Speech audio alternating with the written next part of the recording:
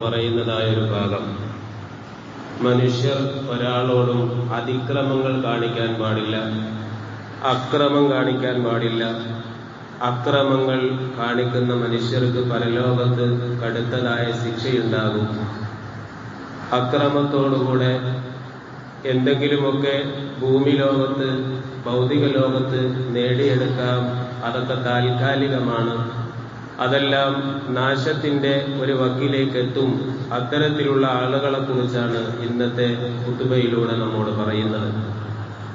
അക്രമം എന്ന് പറയുമ്പോൾ നമ്മുടെയൊക്കെ മനസ്സിലേക്ക് ഒരാളെ ഇടിക്കുക, തൊഴിക്കുക, അല്ലെങ്കിൽ ശാരീരികമായി ഉപദ്രവം ഏൽപ്പിക്കുക എന്ന ഒരു ചിത്രമായിരിക്കും വരിക. എന്നാൽ അത് മാത്രമല്ല അക്രമം എന്നതുകൊണ്ട് ഉദ്ദേശിക്കുന്നത്. ക്രമത്തിൽ പോകുന്നതിൽ നിന്ന് തെറ്റുന്നതെല്ലാം അതിക്രമങ്ങളാണ്. വിശുദ്ധമായ ദീനുൽ ഇസ്ലാം ഒരു ക്രമത്തോടുകൂടെയാണ് നമ്മോട് ജീവിക്കാൻ പറഞ്ഞിട്ടുള്ളത്. ആ ക്രമങ്ങളിൽ നിന്ന് തെറ്റി ജീവിക്കുമ്പോൾ അതും ഒരർത്ഥത്തിൽ അതിക്രമമാണ്. ക്രമത്തോടുകൂടെ പോകുമ്പോൾ അതിൽ നിന്ന് വഴിതെറ്റി സഞ്ചരിക്കുക, വഴിതെറ്റി ജീവിക്കുക, അതും ഒരർത്ഥത്തിൽ അതിക്രമമാണ്. ഇങ്ങനെ അക്രമം പ്രവർത്തിച്ച് ചെറുതോ വലുതോ ആയിട്ടുള്ള കാര്യങ്ങൾ പ്രവർത്തിച്ച് ജീവിക്കുന്നതായ ആളുകൾ, ഞങ്ങൾ കുറെ കാലമായല്ലോ ഇത് അക്രമമാണ്, വലിയ തെറ്റാണ് എന്നൊക്കെ പറയുന്നുണ്ട്, എന്നിട്ടും ഞങ്ങളത് ചെയ്തിട്ടും ഞങ്ങൾക്കൊന്നും സംഭവിക്കുന്നില്ലല്ലോ. നമ്മൾ ചെയ്യുന്ന കള്ളത്തരങ്ങൾ, ഓരോരുത്തരും പ്രവർത്തിച്ചിട്ടുള്ള കൊള്ളരുതായ്മകൾ, സാമ്പത്തിക തട്ടിപ്പുകൾ, വെട്ടിപ്പുകൾ, ഇതൊക്കെ നടത്തുമ്പോഴും എനിക്ക് ലാഭം കിട്ടുന്നുണ്ട്, ഞാൻ അവനെ ചതിച്ചതാണ്, അല്ലെങ്കിൽ പലിശയുടെ കാശാണ്, എനിക്ക് ഭൂമിയിലൊരു കുഴപ്പം പറ്റുന്നില്ല, എനിക്ക് സുന്ദരമായി ഇപ്പോഴും ജീവിക്കാൻ പറ്റുന്നുണ്ട് എന്ന ആ ഒരു ധാരണ വെച്ച് പുലർത്തുമ്പോൾ, അല്ലെങ്കിൽ ഞാൻ ചെയ്തതൊന്നും അള്ളാഹു കാണുന്നില്ല, എനിക്കൊക്കെ അള്ളാഹു തആല പുറത്തു വന്നിട്ടുണ്ട്, ഞാൻ ചെയ്യുന്നതൊന്നും വലിയ കുഴപ്പമില്ല എന്ന ആ ഒരു കാഴ്ചപ്പാട് വെക്കുന്ന ആളുകൾ, വിശുദ്ധ ഖുർആൻ അവരോടൊക്കെ ചോദിക്കുന്നതായ ഒരു വിഷയം വിശുദ്ധ ഖുർആൻ സൂറത്ത് ഇബ്രാഹിമിലൂടെ നമ്മോട് ഉണർത്തുന്നുണ്ട്. വലാ തഹ്സബന്നല്ലാഹ, അള്ളാഹുവിനെ കുറിച്ച് നിങ്ങൾ വിചാരിക്കരുത് ഗാഫിലൻ, അശ്രദ്ധവാനാണ് എന്ന്. അഥവാ നിങ്ങൾ ഈ ചെയ്യുന്ന അതിക്രമങ്ങളും നിങ്ങൾ ഈ കാണിക്കുന്ന കൊള്ളരുതായ്മകളൊന്നും അള്ളാഹു കാണുന്നില്ല, അള്ളാഹു അറിയുന്നില്ല എന്നൊന്നും അള്ളാഹുവിനെ കുറിച്ച് നിങ്ങൾ വിചാരിക്കരുത്. അമ്മാ യഅമലുൽ ളാലിമൂൻ, അക്രമികൾ പ്രവർത്തിക്കുന്ന ആ പ്രവർത്തനങ്ങൾ അള്ളാഹു അറിയാതെ പോയതാണ് എന്ന് അള്ളാഹുവിനെ കുറിച്ച് നിങ്ങൾ വിചാരിക്കല്ലേ. ഇന്നമാ യുഅഖിറുഹും, നിശ്ചയം ആ അതിക്രമം ചെയ്യുന്ന ആളുകളെ അല്ലാഹു തആല പിന്തിപ്പിക്കുകയാണ്. ലിയൗമിൻ, ഒരു ദിവസത്തിന് വേണ്ടി. എന്താണ് ആ ദിവസത്തിന്റെ പ്രത്യേകത? തശ്ഖസു ഫീഹിൽ അബ്സാർ, അന്ന് അവരുടെ കണ്ണ് തള്ളിപ്പോകുന്ന ഒരു ദിനം, എല്ലാ പ്രവർത്തിച്ചതും രേഖപ്പെടുത്തുന്ന ഒരു ദിനം, നമ്മൾ ജീവിതത്തിൽ പ്രവർത്തിക്കുന്ന എല്ലാം റെക്കോർഡ് ചെയ്ത് നമ്മളെ തന്നെ കുറ്റപത്രമേൽപ്പിക്കുന്ന ഒരു ദിനം. ഈ ഭൂമി ലോകത്ത് ജീവിക്കുമ്പോ ഒരാളും അറിയാതെ, ഒരാളും ചിന്തിക്കുക പോലും ചെയ്യാത്ത രീതിയിലുള്ള അതിക്രമങ്ങളും ക്രമം തെറ്റിയുള്ള ജീവിതവും ജീവിച്ച മനുഷ്യർ, അവരൊന്നും അല്ലാഹ് അറിയുന്നില്ല, കാണുന്നില്ല എന്ന വിചാരത്തിൽ ജീവിക്കല്ലേ. ഇതൊക്കെ ചോദ്യം ചെയ്യപ്പെടുന്ന, ഇതെല്ലാം നിങ്ങളുടെ മുമ്പിൽ വിചാരണ ചെയ്യപ്പെടുന്ന, ആ വിചാരണ ചെയ്യപ്പെടുമ്പോ നിങ്ങളുടെ കണ്ണ് തള്ളിപ്പോകും, ഇതൊക്കെ ഞാൻ പ്രവർത്തിച്ചതാണോ എന്ന്. അങ്ങനെയുള്ള ഒരു ദിവസത്തിന് വേണ്ടി അള്ളാഹു പിന്തിപ്പിച്ചതാണ്. നിങ്ങൾ ചെയ്യുന്ന അതിക്രമങ്ങൾ അള്ളാഹു കാണാഞ്ഞിട്ടല്ല, നിങ്ങൾ ചെയ്യുന്ന കൊള്ളരുതായ്മകൾ അള്ളാഹു ശ്രദ്ധിക്കാഞ്ഞിട്ടല്ല. വിശുദ്ധ ഖുർആൻ നമ്മോട് ഓർമ്മപ്പെടുത്തുകയാണ്. നബിതങ്ങളോടല്ല പറയുന്നത്, ഇങ്ങനെ അതിക്രമം ചെയ്യുന്ന ആളുകളോട്, നബിയെ വഅൻദിരിന്നാസ്, അത്തരത്തിലുള്ള അതിക്രമികളായ ജനങ്ങളോട് അങ്ങ് താക്കീത് ചെയ്യണം നബിയെ. എന്താണ് താക്കീത് ചെയ്യേണ്ടത്? യൗമ യഅതീഹിമുൽ അദാബ്, അവർക്ക് ഒരു ശിക്ഷ വരാനുണ്ട്. ഈ ലോകം വിട്ടുപോയാൽ ഒരു ശിക്ഷ അവർക്ക് വരാനുണ്ട് എന്ന് നബിയെ അവരോട് താക്കീത് ചെയ്യണം. ഫയഖൂലുൽ ലദീന ളലമൂ, ഈ അതിക്രമികളായ ആളുകൾ ഈ ലോകത്ത് നിന്ന് വിട പറഞ്ഞുപോയി. വിചാരണ നാളിൽ അള്ളാഹു അവർക്ക് ശിക്ഷ വിധിക്കുമ്പോൾ, അവർ കുറ്റക്കാരാണെന്ന് അവർക്ക് സ്വയം ബോധ്യപ്പെടുമ്പോൾ അള്ളാഹുവിനോട് അവർ പറയുന്ന ഒരു വാക്യമുണ്ട്, റബ്ബനാ അഖ്രിജ്നാ ഇലാ അജലിൻ ഖരീബ്. അള്ളാഹുവേ, അടുത്ത ഒരു അവധിയിലേക്ക് ഞങ്ങളെ നീ ഒന്ന് നീക്കി തരണമേ, ഒന്ന് പിന്തിപ്പിക്കണമേ. എന്നാൽ നുജിബു ദഅവതക വനത്തബിഇർ റുസുല, നിന്റെ പ്രവാചകന്മാർ ഞങ്ങളോട് കൽപ്പിച്ച ആ വിഷയങ്ങൾ ഞങ്ങൾ പിന്തുടർന്നു കൊള്ളാം.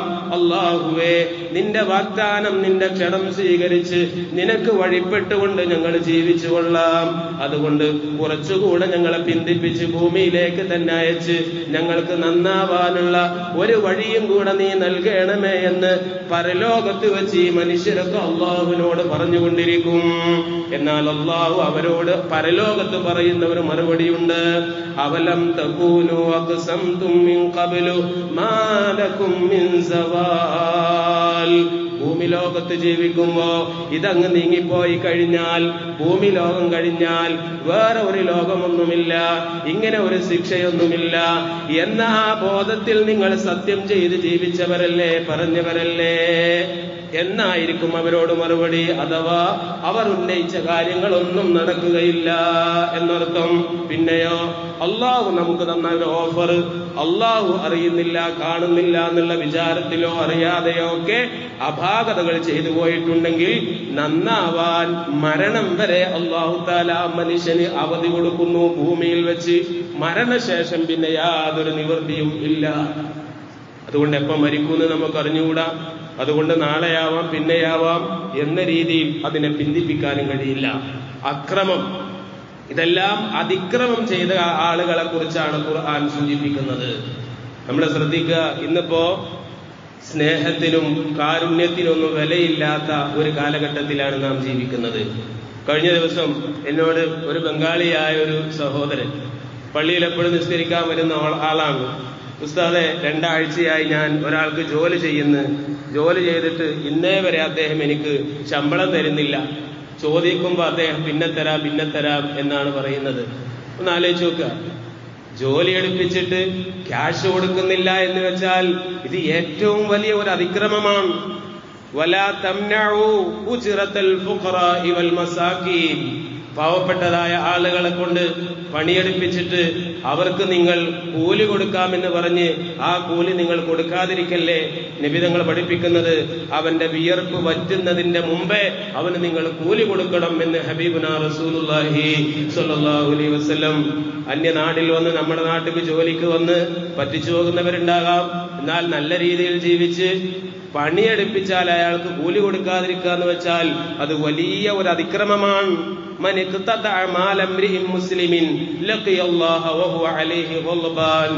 ഈ രീതിയിൽ അന്യായമായി മറ്റൊരാൾക്ക് അവകാശപ്പെട്ടത് കൊടുക്കാതെ പിടിച്ചു വെക്കുന്നതായ മനുഷ്യനോട് അല്ലാഹു തആല കടുത്ത ദേഷ്യമുള്ളവനായിരിക്കും എന്ന് ശഫീഉനാ റസൂലുള്ളാഹി സ്വല്ലല്ലാഹു അലൈഹി വസല്ലം. ഇതൊക്കെ വലിയ ഒരു അതിക്രമമാണ്. പണിയെടുപ്പിച്ചിട്ട് ക്യാഷ് കൊടുക്കാതിരിക്കുക അതിനേക്കാളും വലിയൊരു അക്രമമല്ല. ഒരുപക്ഷെ നമുക്ക് ദാരിദ്ര്യത്തിന്റെ സാഹചര്യം അനുഭവിക്കാത്തത് കൊണ്ട് അതറിയില്ലായിരിക്കാം.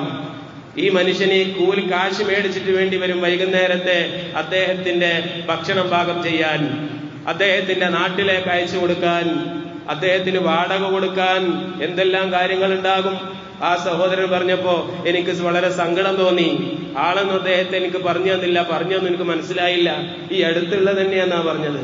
2 ആഴ്ചയായി അങ്ങനെ തരാന്ന് പറഞ്ഞ് തരുന്നില്ല ഉസ്താദെ, വളരെ കഷ്ടപ്പാടാണ്, മഴയാണ്, വർക്കും കുറവാണ്. എന്താ വിശേഷം എന്ന് ചോദിച്ചപ്പോൾ അദ്ദേഹം എന്നോട് പറഞ്ഞതാണ്, ഞാൻ സാന്ദർഭികമായി പറഞ്ഞു പോയതാണ്. അക്രമത്തെക്കുറിച്ചാണ് ഇന്നത്തെ ഖുതുബയിലൂടെ പറയുന്നത് എങ്കിൽ വളരെ ശ്രദ്ധയോടുകൂടെ നാം മനസ്സിലാക്കേണ്ട ഒരു വിഷയമാണിത്. ഒരാളോട്, ഒരു വ്യക്തികളോട് നമ്മൾ അതിക്രമങ്ങൾ കാണിക്കരുത്. ക്രമത്തിൽ പോകുന്ന ആ വഴിയിൽ നിന്ന് തെറ്റലാണ് അതിക്രമമെന്ന് ഒറ്റർത്ഥത്തിൽ നമുക്ക് പറയാം. കേവലം മറ്റൊരാളെ ദ്രോഹിക്കലും ഉപദ്രവിക്കലും മാത്രമല്ല അതിക്രമം എന്ന് പറയുന്നത്. നബി സല്ലല്ലാഹു അലൈഹി വസല്ലമ തങ്ങൾ ഈ ഭൂമി ലോകത്തേക്ക് വിശുദ്ധമായ ദീനുൽ ഇസ്ലാമിനെ പ്രചരിപ്പിച്ച ആ ഒരു സാഹചര്യം ഏറ്റവും അതിക്രമം നിറഞ്ഞ ഒരു കാലഘട്ടമായിരുന്നു. അയൽക്കാര് തമ്മിൽ, കുടുംബങ്ങൾ തമ്മിൽ, കൂട്ടുകാർ തമ്മിൽ, മനുഷ്യരിൽ ചില മനുഷ്യരെ പോലും മനുഷ്യരായി ഗണിക്കാൻ കഴിയാത്ത വർണ്ണവിവേചനം, വർഗവിവേചനം, അടിമത്തം നിലനിന്നിരുന്ന ആ ഒരു സാഹചര്യം ഒക്കെ ഒന്ന് ആലോചിക്കുക. കാലികളെ ചന്തയിൽ പോയി വിൽക്കുന്നത് പോലെ മനുഷ്യരെ വിൽപ്പന നടത്തിയിരുന്നതായ ഒരു കാലഘട്ടം. ഒറ്റയടിക്ക് ഈ രീതിയിലുള്ള അടിമത്തം അത് പാടില്ല എന്ന് പറയുന്നതിന് പകരം നബി തങ്ങൾ അവിടെ പറഞ്ഞത് അവരോട് നിങ്ങൾ നീതി പുലർത്തണം എന്നുള്ളതാണ്. നിങ്ങൾ ഭക്ഷിക്കുന്നത് അവർക്കും നിങ്ങൾ ഭക്ഷിപ്പിക്കണം, നിങ്ങൾ ഉടുക്കുന്നത് അവർക്കും നിങ്ങൾ ഉടുപ്പിക്കണം. അവരോട് സ്നേഹത്തിന്റെ ഒരു വാത്സല്യം മനസ്സിൽ തോന്നാനും അവരോട് ചെയ്യുന്ന അതിക്രമങ്ങളെ നിർത്തിവെക്കാനുമായിരുന്നു ഹബീബുനാ റസൂലുള്ളാഹി സ്വല്ലല്ലാഹു അലൈഹി വസല്ലമ തങ്ങൾ പഠിപ്പിച്ചിരുന്നത്. മാത്രമല്ല, പല കുറ്റകൃത്യങ്ങളും ചെയ്യുമ്പോൾ ആ കുറ്റകൃത്യങ്ങൾക്കുള്ള പരിഹാരമായി ഈ രീതിയിലുള്ള ഒരു അടിമയെ മേടിച്ച് സ്വതന്ത്രനാക്കി വിടുക എന്ന ഒരു കാര്യമായിരുന്നു നബി തങ്ങൾ ചെയ്തിരുന്നത്. അങ്ങനെ പയ്യെ പയ്യെ മനുഷ്യരുടെ മനസ്സുകളിൽ നിന്ന് അടിമ എന്ന ആ ഒരു മനോഭാവം മാറി അടിമയും ഉടമയും ഒരേപോലെ ഒരു സുപ്രഭാതത്തിൽ ഒരുമിച്ച് ഇരിക്കാനോ ഒരുമിച്ച് ഭക്ഷണം കഴിക്കാനോ ഒന്നും പാടില്ലാതിരുന്ന ആളുകൾ ഒരുമിച്ച് ഇരിക്കാനും ഭക്ഷണം കഴിക്കാനും അവരെ പോലെ ഭക്ഷണം കഴിപ്പിക്കാനും ഒക്കെയുള്ള ഒരവകാശങ്ങൾ നബി തങ്ങൾ അവർക്ക് നേടിക്കൊടുക്കുന്നു. അതിലൂടെ കാലക്രമേണ ആ അടിമ എന്ന് പറയുന്ന സമ്പ്രദായം തന്നെ ലോകത്തില്ലാതെയായി പോയി. ഇതൊരു യാഥാർത്ഥ്യമാണ്. ഇവിടെ നാം പറഞ്ഞു വന്നത്, മനുഷ്യരോട് തന്നെ അതിക്രമം കാണിച്ചപ്പോൾ നബി തങ്ങൾ അവിടെ ഇടപെട്ടു. കുടുംബങ്ങളുമായി ബന്ധപ്പെട്ട്, അയൽക്കാരുമായി ബന്ധപ്പെട്ട്, കച്ചവടവുമായി ബന്ധപ്പെട്ട്, ബിസിനസ്സുമായി ബന്ധപ്പെട്ട് ഏതൊരു വിഷയം നമ്മൾ പരിശോധിച്ചാലും അതിനൊക്കെ ഒരു ക്രമമുണ്ട്. ആ ക്രമം തെറ്റിക്കൊണ്ടുള്ളതായ ഒരു രീതി നബി സല്ലല്ലാഹു അലൈഹി വസല്ലമ തങ്ങൾ നിരുത്സാഹപ്പെടുത്തുകയും അതിനെ നബി തങ്ങൾ ശക്തമായ രീതിയിൽ താക്കീത് ചെയ്യുകയും ചെയ്തു. അതുകൊണ്ട് ഇന്നത്തെ ഖുതുബയിലൂടെ വളരെ പ്രധാനമായും നമ്മളോട് പറയുന്നത്, നമ്മുടെ ജീവിതത്തിൽ അതിക്രമങ്ങൾ നമ്മൾ കാണിക്കാതിരിക്കുക, ആരെയും പറ്റിക്കാതിരിക്കുക. യാത്രക്കാരോ അല്ലാതെയോ എവിടെന്നെങ്കിലും വീണ് കിട്ടുന്ന സാധനങ്ങളോ, കടയിൽ പോയി നമ്മൾ എന്തെങ്കിലും മേടിക്കുമ്പോൾ അധികമായി നമുക്ക് തരുന്ന സാധനങ്ങളോ, കച്ചവടം മേടിച്ചിട്ട് ബില്ലടിക്കാതെ ഒന്നോ രണ്ടെണ്ണോ വിട്ടുപോയാലോ അതൊന്നും നമ്മൾ ഉപയോഗിക്കാൻ പാടില്ല. അതൊക്കെ ഒരു മുസ്ലിമിനെ സംബന്ധിച്ചിടത്തോളം അതൊക്കെ മറ്റൊരാൾക്ക് അവകാശപ്പെട്ടതായ സമ്പത്താണ്. അത് നമ്മൾ സ്വായത്തമാക്കൽ അത് അതിക്രമമാണ്. ചെറിയ കാര്യമാണെങ്കിലും ഒരിക്കൽ ഹബീബുനാ റസൂലുള്ളാഹി സ്വല്ലല്ലാഹു അലൈഹി വസല്ലമ തങ്ങൾ അവിടുത്തെ നബിതങ്ങളുടെ കൂടെ ഉണ്ടായിരുന്ന ഒരാൾ നബിതങ്ങൾ യാത്ര പോകുമ്പോ നബിതങ്ങളുടെ ഭാണ്ഡങ്ങളും നബിതങ്ങളുടെ സാധനങ്ങളൊക്കെ ഈ ഒട്ടകപ്പുറത്തൊക്കെ കയറ്റി വെക്കാൻ സഹായിച്ചിരുന്ന ഒരാളുണ്ടായിരുന്നു. കിർക്കിറ എന്നായിരുന്നു അദ്ദേഹത്തിന്റെ പേര്. ഇമാം മുസ്ലിം ഉദ്ധരിക്കുന്ന ഹദീസിൽ കാണാം, ഇദ്ദേഹം ഒരിക്കൽ മരണപ്പെട്ടുപോയി. ഈ മരണപ്പെട്ടു പോയപ്പോ നബിതങ്ങൾ സ്വഹാബികളോട് പറഞ്ഞു, അദ്ദേഹം നരകാവകാശിയാണ്. നബിതങ്ങൾക്ക് ഇത്രയും കാലം സേവനം ചെയ്ത ഈ ഒരു മനുഷ്യൻ നരകാവകാശിയാണ് എന്ന് നബിതങ്ങൾ പറഞ്ഞപ്പോ സ്വഹാബികൾക്കൊക്കെ വളരെ പ്രയാസമായി. എന്താണ് അതിന്റെ കാരണം എന്ന് അന്വേഷിച്ചപ്പോ അവർ അദ്ദേഹത്തിന്റെ വീടും പരിസരവും ഒക്കെ പരിശോധിച്ച സമയത്ത് അദ്ദേഹം മോഷ്ടിച്ച ഒരു കരിമ്പടം ആ വീട്ടിൽ കാണാനിടയായി. നബിതങ്ങൾ പറഞ്ഞു, അത് തന്നെയാണ് കാരണം.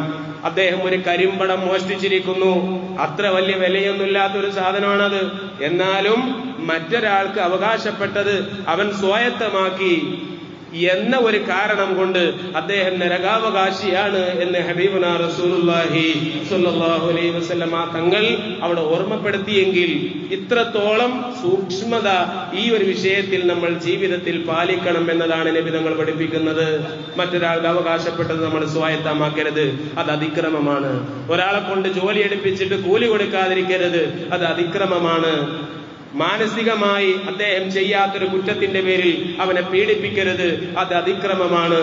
ആളുകളിടയിൽ വെച്ച് ഒരു ചെയ്ത തെറ്റാണെങ്കിൽ പോലും അവനെ നന്നാക്കണമെന്ന ഉദ്ദേശത്തിലോ അല്ലെങ്കിൽ അവന് സതുദ്ദേശം പറഞ്ഞു കൊടുക്കണമെന്ന ഉദ്ദേശത്തിലോ അല്ലാത്ത രീതിയിൽ അവൻ അവഹേളിക്കുന്നതോ അവനെ വഴക്കു പറയുന്നതോ അതുമെല്ലാം അതിക്രമമാണ്. അതുകൊണ്ട് എന്റെ പ്രിയപ്പെട്ടവരെ, ഇന്നത്തെ ഖുതുബയിലൂടെ നമ്മോട് പറയുന്ന ഈ ഒരു വിഷയം വർത്തമാന കാലഘട്ടത്തിൽ നമ്മളൊക്കെ ശ്രദ്ധിക്കേണ്ട ഒരു വിഷയമാണ്. ഒരാളെയും ദ്രോഹിക്കാതിരിക്കുക, അതിക്രമിക്കാതിരിക്കുക, നമുക്ക് അവകാശപ്പെടാത്തതൊന്നും മറ്റൊരാളിൽ നിന്ന് നമ്മൾ നമ്മൾ സ്വായത്തമാക്കാതിരിക്കുക. അതെല്ലാം നമ്മൾ ചെയ്താണ് ജീവിക്കുന്നത് എങ്കിൽ വലാ തഹ്സബന്നല്ലാഹ ഗാഫിലൻ, അല്ലാഹു അതൊന്നും കാണുന്നില്ല എന്ന് നിങ്ങൾ വിചാരിക്കരുത്. ലിയൗമിൻ അല്ലാഹു തആല അത് നിങ്ങൾക്ക് പിന്തിപ്പിക്കുന്നത് ലിയൗമിൻ തശ്ഖസു ഫീഹിൽ അബ്സാർ, കണ്ണ് തള്ളിപ്പോകുന്ന ഒരു ദിനം, ഇതിനെക്കുറിച്ചൊക്കെ ചോദ്യം ചെയ്യപ്പെടാൻ വരാനുണ്ട് എന്ന താക്കീത് ചെയ്യാൻ അല്ലാഹു ഖുർആനിലൂടെ നമ്മോട് ഓർമ്മപ്പെടുത്തുകയാണ്. അതുകൊണ്ട് ഈ വിശുദ്ധ ഖുർആനിന്റെ സന്ദേശങ്ങൾ നമ്മളെല്ലാവരും ഉൾക്കൊള്ളുക. അല്ലാഹു സുബ്ഹാനഹു തആല അവർക്കെല്ലാം പാലിച്ചുകൊണ്ട് ജീവിക്കുന്ന